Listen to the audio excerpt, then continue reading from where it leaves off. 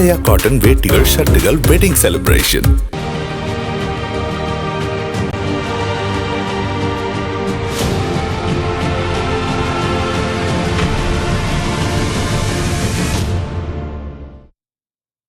தமிழ்நாட்டில் பாஜக நோட்டாவை தாண்டுவதே பெரிய விஷயம் என்றும் தேர்தலுக்கு பிறகு பாஜக காணாமல் போகும் எனவும் அதிமுக முன்னாள் அமைச்சர் ஜெயக்குமார் விமர்சனம் செய்துள்ளார்.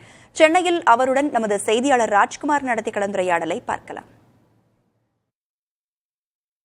அண்ணாமலை தேர்தல் பரப்புரையில் பேசும்பொழுது அதிமுகவை கடுமையாக விமர்சிச்சுட்டு வர்றார். குறிப்பா இந்த நாடாளுமன்ற தேர்தல் முடிவுக்கு பிறகு அதிமுக என்ற திராவிட கட்சியே தமிழ்நாட்டில் இருக்காது அப்படின்னு பேசுறாரு. அவர் இதை மிக முக்கியமா இதை கடுமையாக விமர்சித்து பேசுறதுக்கான காரணம் என்ன சார்? கத்திரிக்காவுக்கு கால் முளைச்சதுன்னா அது பெரிய அளவுக்கு தன்னை ஒரு விஸ்வரூபமாக நினைச்சுக்க. அந்த தான் கத்திரிக்காய் கால் முளைச்ச மாதிரி இப்போ திரு அண்ணாமலையுடைய அந்த கூற்றுகள் இருக்கு. அந்த சமீபமாக அவருடைய பேட்டிகள் பார்க்கும்போது ஒரு விரக்தியினுடைய அந்த உச்சியில் இருக்கிறது அவர் நிச்சயமாக தெரிய வருது. அதாவது ஒரு தரம் தாழ்த்தி பேசுறது, ரொம்ப கோபமாக பேசுறது, எடுத்தெறிஞ்சு பேசுறது, இது மாதிரி ஒரு நிதானத்தை இழந்துட்டா தான் நான் பேச முடியும். அதாவது ஒரு விஷயம் தெரிஞ்சுக்கணும், இவர் அரசியலில் ஒரு கத்துக்குட்டி.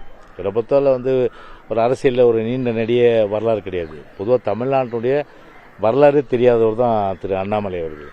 ஏதோ சும்மா ஒரு உளறல் பண்ணிட்டு அதுக்குன்னு ஒரு கைத்தட்டுற ஒரு கோஷ்டி வச்சுக்கிட்டு ஒரு கட்சி நடத்துகிறார் ஒழிய அதனால் எந்த அளவுக்கு ஒரு தாக்கமும் பிஜேபியில் ஏற்பட போகிறது கிடையாது.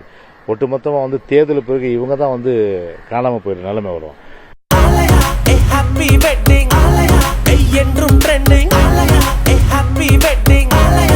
ஆலயா காட்டன் வேட்டிகள் ஷர்ட்டுகள் வெட்டிங் செலிப்ரேஷன்.